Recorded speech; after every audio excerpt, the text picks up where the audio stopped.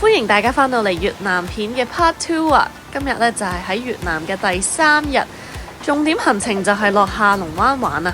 可以見到第3日嘅浪比頭2日細好多，天氣都好咗，架船平穩咗好多。而我一起身就見到下龍灣嘅島嶼啦，好靚啊！呢個自然景觀真係。我嗰日瞓得唔好，所以起身都比較遲。一起身就去咗食郵輪剩低嘅一間免費餐廳索菲亞。索菲亞位於郵輪6樓，係一間西餐廳，亦都係3間免費餐廳當中排隊排最耐、最多人等位嘅餐廳。入到去環境新淨，座位都幾闊落。咁佢哋就有一個攞餐包嘅地方，同埋沙律吧。我幾中意沙律吧嗰啲 cheese and ham， 我都攞咗好多芝士食。同中菜一樣，佢哋每日都會提供 set menu 嘅，係固定嘅，你可以上郵輪網站嗰度睇。每餐都會提供湯、主食同埋甜品。我個人認為佢嘅肉類係做得幾好㗎，呢個烤豬肋骨 OK 嘅，但係意粉就麻麻啦，偏腍嘅。有個重點想提下大家，就係郵輪上面每個乘客每一餐淨係可以揀一間餐廳嚟食嘅啫。即係如果你午餐揀咗食自助餐嘅話，就冇得食西餐噶啦。冇錯啊，又係見到我嘅執房哥哥幫我整緊毛巾公仔啊！佢話今日呢一隻係 Teddy Bear 咯，大家睇唔睇得出係 Teddy Bear？ 我睇唔出，但係我覺得都幾 cute 嘅。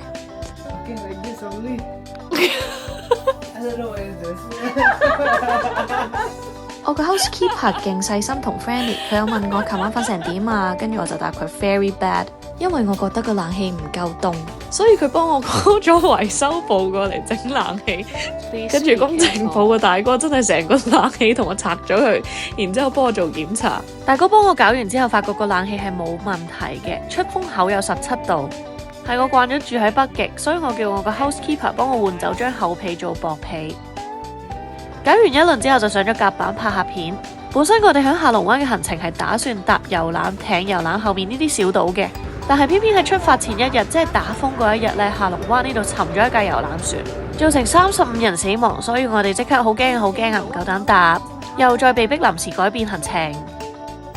因為天氣終於變翻好啦，所以啲戶外活動終於都開翻啦。呢個 zip line 就係搭領航星號一個必玩嘅項目啊！我玩完一次就去還裝備啦。還裝備嗰個教練哥哥呢，仲問我做咩淨係玩一次咁少，因為有時候有啲郵輪玩呢啲係要俾錢，但係呢一架唔使。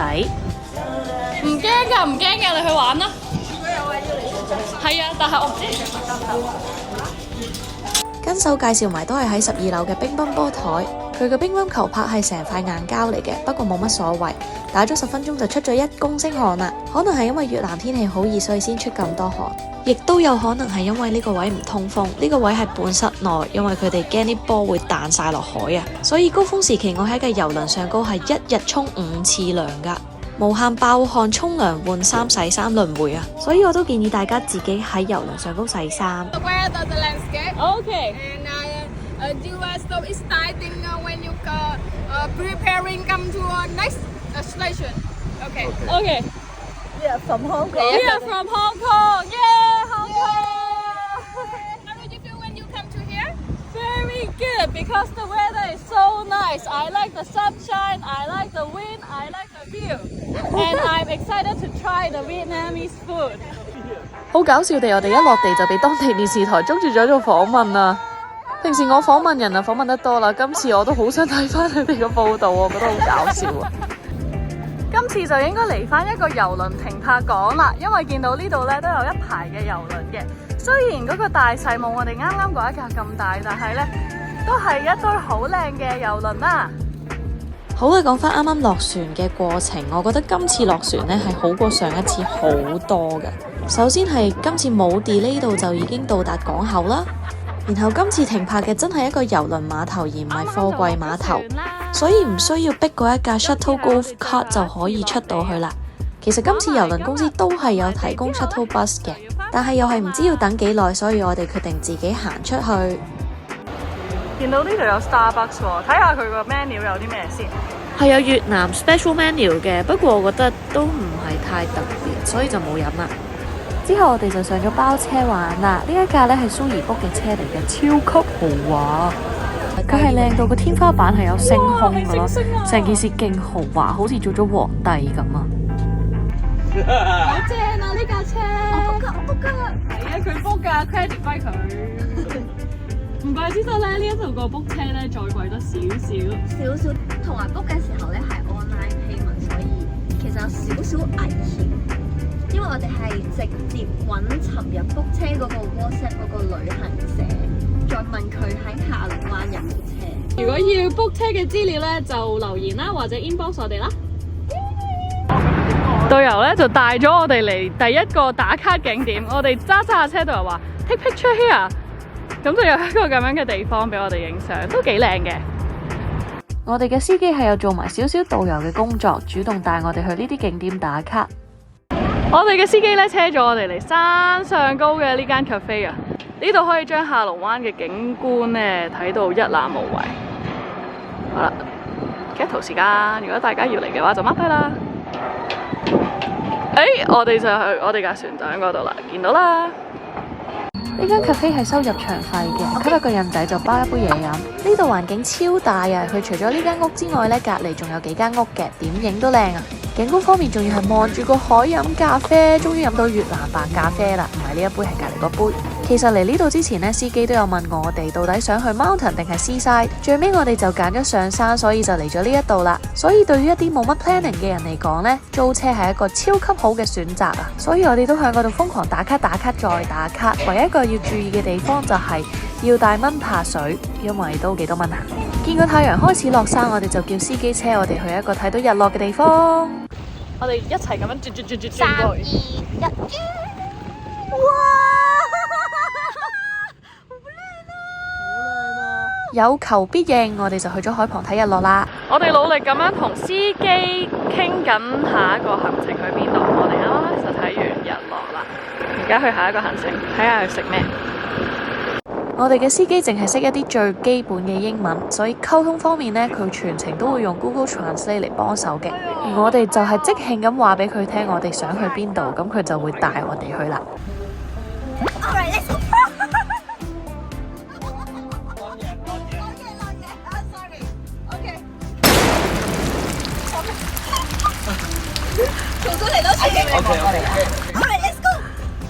係我出賣咗你啊！我冇重新嚟一次，我會成條片擺晒喺度。出發去餐廳，其實去到嘅時候個天已經黑晒啦。呢個係我哋今晚食飯嘅餐廳啦，超巨型啊！佢有啲似咧以前嘅珍寶海鮮舫咁樣咯。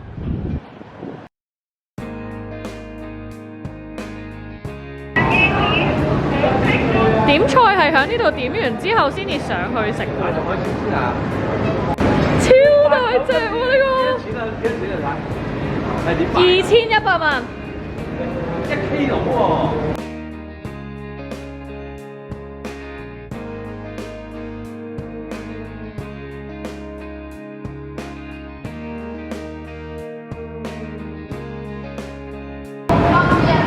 呢個係咩 baby 咧？特別貴嘅喎。成2000萬喎！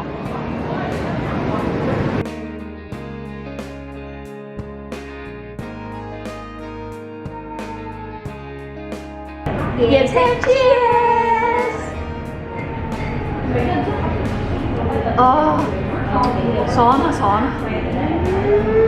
好飲啊好飲啊！我每一餐喺越南都要飲椰青，超正！今次呢一個係真係椰青喎，佢係尋日嗰個係椰子、椰黃，係，呢個係熟晒，但係從尋日飲係有，我覺得有幾大嘅分別。你覺唔覺？你試下再飲多啖。尋日嗰個係清甜啲咯。琴日你個匙羹塞唔到入去，今日塞到入去咧，即刻開始撩。哎呀，最緊要你飲多少少先啦。耶！琴日隻匙羹擠唔到落去嘅。哦，正啊！我中意呢個。嚟到下龍灣咧，又係必食嘅就係海鮮啦。司機頭先有同我哋講咧，下龍灣係冇咩越南 local 嘅嘢食，係咧即係冇嗰啲魚啊，通常都係炒海鮮啊、熱炒啊、炒菜啊，即係呢種咯，多過係食嗰啲魚啊、撈檬。因為咧河內咧就係食魚嘅，點講就係食撈檬嘅，係有啲唔同喎。呢個椰子好啊，遮住我啲肥啊！呢個唔知佢係越南嘅米紙皮啊，平時食嘅米紙唔係咁樣噶嘛，但係佢今次咧就俾咗呢一隻皮我哋包豬肉。我係好中意食呢一啲生嘅菜葉嘅，即係我又唔知佢咪香料葉，但我就好中意食好多。咁啊夾啲芽菜，夾啲生菜，夾啲呢啲葉嗰啲葉，好似喺森林自己摘咁樣嗰啲棵，啱啱摘落嚟。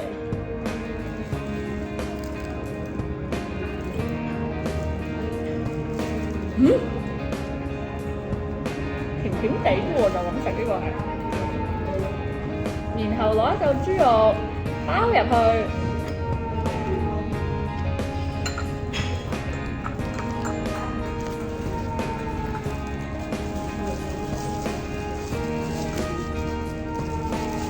佢出面呢一塊春卷皮咧，係比平時嘅米紙再韌啲嘅，同埋佢本身帶有少少嘅鹹味，包住啲菜啊肉啊，其實係幾夾㗎。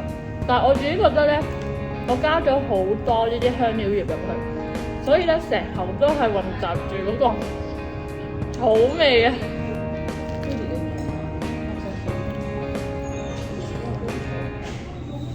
埋單嘅時候見到隔離台喺度打邊爐啊，我諗呢個就係粵式嘅打邊爐啦。食飽飯就去下一個景點啦。其實下龍灣好細嘅啫，所以度度咧都睇到海邊呢間 club 喺度播緊音樂啊。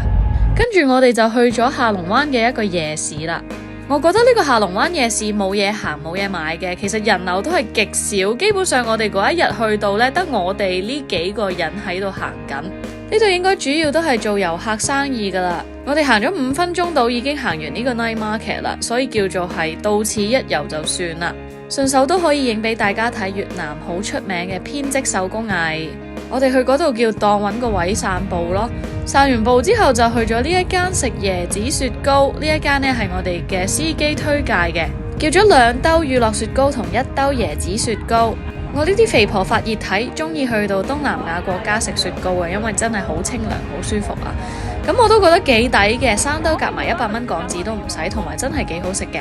食飽就出發去蒲啦。下龍灣嘅夜店呢，主要都係圍繞喺沙灘嗰一區嘅。蜜雪冰城，